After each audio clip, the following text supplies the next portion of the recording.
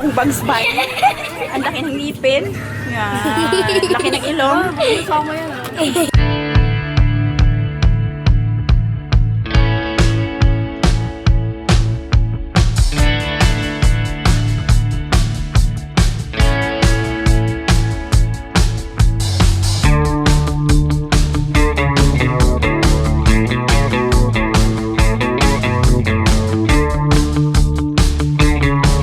Hi guys! Welcome back ulit sa aking YouTube channel. At magandang araw or magandang gabi po sa inyong lahat. Ngayon po ay update po sa mga presyuhan ng aming ihaw-ihaw dahil nga po alam naman po natin na tumaas po lahat ng bilihin, lalong-lalo na po yung gasolina. Kaya i-flex ko po sa inyo or i-share ko po sa inyo kung magkano na po yung presyuhan ng aming mga ihaw-ihaw. Unang-una po, ipakita ko po sa inyo yung aming inasal. Ito po, ganito po siya kalaki. Oops. Ganyan po siya kalaki guys ay 100 pesos. Ayan yung hita ng manok. Ito po ay depende po sa presyuhan or sa pagbili kasi minsan po pabago-bago po yung presyo ng manok kaya paiba-iba din po yung aming presyuhan. Tapos yung hita ay yung pakpak na. Yung pakpak po is 70 pesos. Ayan po 70 pesos. Ganyan siya kalaki. Tapos yung amin namang balon-balunan, dati pong 18 pesos to guys. Ito siya, 18 pesos yung aming balon-balunan. Ngayon ay 20 pesos na siya. Ayan po, 20 pesos na dating 18. Tapos yung aming tenga, dating 18 pesos din po. Ngayon ay 20 pesos na rin. Yan po siya, halo po yan, tenga at saka batok. Kasi pag bumili po kami ng tenga, automatic po kasama po yung batok. Kaya po ang pagtuhog po namin, magkakasama po yung batok, magkakahiwalay po yung litid or yung tenga. 20 pesos po yan guys. Tapos, yung aming pork laman po ay, ganito po ko siya kalaki. Yan po ay 25 pesos na. 25 pesos na po yung aming bintahan sa aming pork barbecue. Tapos yung aming hotdog guys ay ganun pa rin. Ito siya, jumbo hotdog, 18 pesos pa rin. Kasi hindi naman siya nagtaas at hindi naman natin yan niluluto. Hindi natin ginagamitan ng gasol. Kaya ganun pa rin yung aming presyuhan. Ang bali, iniihaw na lang namin yan diretso. 18 pesos po yan guys, yung aming jumbo hotdog. Ayan po, yung aming gamit ay Prabel. Hindi po yan sponsored guys, Prabel po yung aming gamit kasi masarap siya. Tapos, dito sa ating isaw, yung isaw namin is ganun pa rin. Walang pagbabago. 10 pesos guys. Ayan, dito tayo para makita nyo. 10 pesos yung ganyan kalaki. Ayan po, 10 pesos yung aming isaw. Tapos yung aming ulo ng manok is ganun pa rin. Kasi nakita nyo naman yung last video ko. Nakakabili po ako ng 20 pesos po ang kilo doon sa bayan. Sa bilihan namin sa Novaliches bayan. Nakakabili po ako doon ng 20 pesos po ang per kilo. Ito po, 15 pesos po yan. Ganyan kalaki. 15 pesos po yung aming ulo ng manok. Ayan po. Tapos, yung aming dugo is, ito po yung tumaas ngayon guys. Dating 6 pesos lang. Ito siya, ganyan kalaki yung aming dugo ng, ngayon po ay dugo siya ng baka. Pero kadalasan po gamit namin is dugo ng manok. Kaso walang stock na dumating kanina ng manok. Kaya, ang gamit po namin ay baka. Ito po ay dating 6 pesos po, ngayon po ay 8 pesos na yung aming Betamax or dugo ng baka. Tapos, ayun lang guys, yung ating paninda. At, yun lang, pork. So, ito na yung aming na free cook. Yan po, nag-free cook na po kami para hindi po tayo mahirapan pagka magdagsa po yung customer guys. Ayan siya, bali ito po ay, yan na free cook na, ulo, balon-balunan, atay. Yung aming atay pala, yun yung, ito po yung atay. Yung atay kasi namin, hindi namin dinidisplay sa estante. Nilalagay namin sa freezer or sa ref para hindi siya masira. Ayan po, ito po ay 20 pesos din. Ayan siya, 20 pesos din yung aming atay ng baboy. Dati pong 18 pesos, ngayon ay 20 pesos po. Yan lang po yung update natin sa presyuhan ng aming mga ihaw-ihaw. At talagang kailangan. Halos lahat po talaga ng mga nagtitinda ngayon, tumaas po yung presyo dahil nga po sa taas po ng gasolina. At ipakita ko sa inyo yung aming sa labas.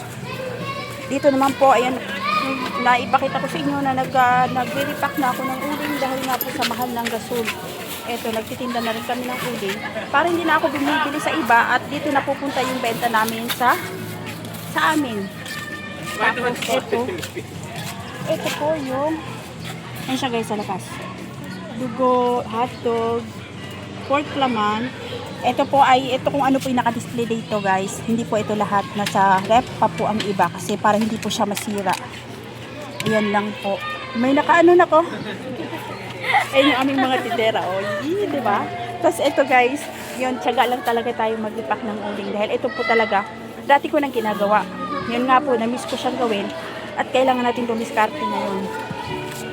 Para lahat po tayo kikita. Dahil ito pong mga alalay ko guys ay may mga sahod po itong mga to. Tapos yan, may nakaripak na sila. Ano, tingnan mo naman ang sisipag.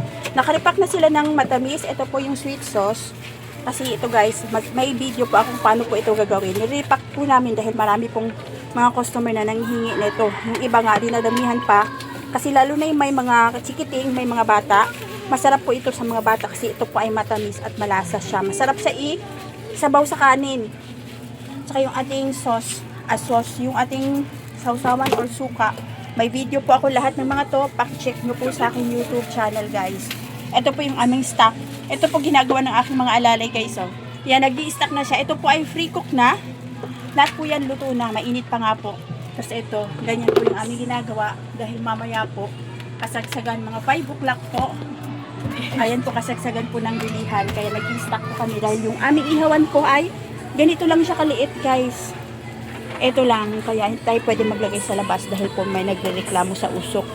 Ito po, itong aming flex ko ulit sa inyo, yung aming ihawan. Meron po yung exo sa taas. May panghaw po yan guys. Ayan siya, ganito lang siya kaliit kaya habang walang customer or patay pa yung oras, nag-i-stock na sila.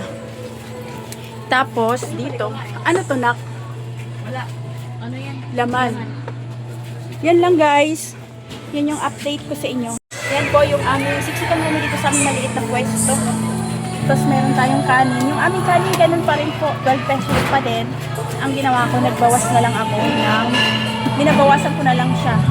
Alam po natin, mahal po yung bigas. Kaya po, nagbawas na lang ako para hindi tayo magtaas. Ang bangs pa. Ang laki ng ngipin. Yan. Laki ng ilong. Gusto mo yan 98.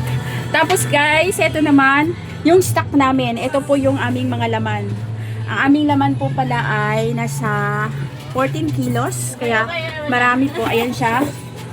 Yan po, hindi po lahat namin yan ihihaw. Kasi kung sakali po hindi po siya maubos, ayan, pwede pa natin siya ihawin at hindi siya titigas. Kung sakali kinabukasan, pwede pa siya. Yan po, nagtansya lang kami. Ayan, 3 planggana pa yan. Yan, marinated pork, barbecue. Ayan po, yung aming best seller guys. Tapos, ayan, yung nakita nyo, ito yung mga free cook namin. Free cook na yan, luto na yan para pag dumagsa yung customer, meron nang maibibigay. Init na lang. Ito yung ating tenga. Free cook na yan guys. Tapos, dito naman yung isaw at saka dugo. Free cook na rin yan. Ganyan po yung aming ginagawa kasi maliit lang po. Ulitin ko po, maliit lang po yung aming ihawan. Ayan po. Tapos, dito sa baba, meron tayo ditong atay. Ito siya guys. Nilalagay lang namin sa ref yung atay. Hindi namin dinidisplay. Atay ng baboy. Ito po ulit ay 20 pesos na. Yung sa aking mga anak na inasal, marinated chicken inasal. Yun lang guys.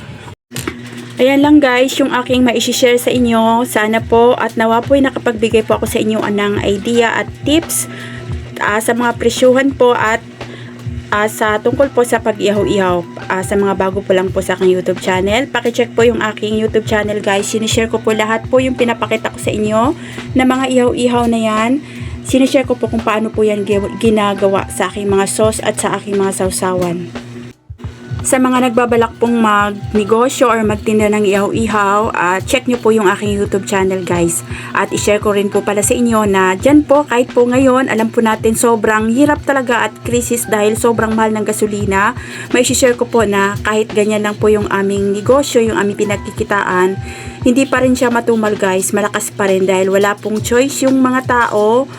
Kakain at bibili pa rin po sila. At mas prepare nga po nila yung ganito, yung niluluto. Yung kinakain na lang nila na luto na kaysa magluluto pa po dahil nga po alam naman po natin na napakamahal po talaga ng gasol at mahal din po yung uling. At ayan po, nagre-repack po ako ng uling dahil nga po sa sinasabi ko sa inyo, dati ko po yan na ginagawa. Sanay na rin po akong mag-repack at inisip ko kasi guys na yung ibibili namin ng uling sa ibang nagtitinda ng uling, ako na lang yung magbebenta at dito na kami bibili sa aking ginagawa para yung tubo, yung kikitain, napupunta po sa amin. At ayun guys, kahit po mahal yung uling, mas prepare pa rin ang mga tao na bumili, lalo na yung mga walang budget sa gas guys, kasi dito sa amin ang gasol is magkano na po, 1,600 na po ang isang gasol. Kaya po, mas prepare po nila yung uling kasi sa 15 pesos po na bintahan namin, nakakapagluto na po sila or nakapagsaing na sila. At hanggang dito lang po yung aking video. Maraming salamat po sa inyong panonood, sa inyong patuloy na suporta. Please like, share, and subscribe po sa aking YouTube channel. And God bless po sa ating lahat.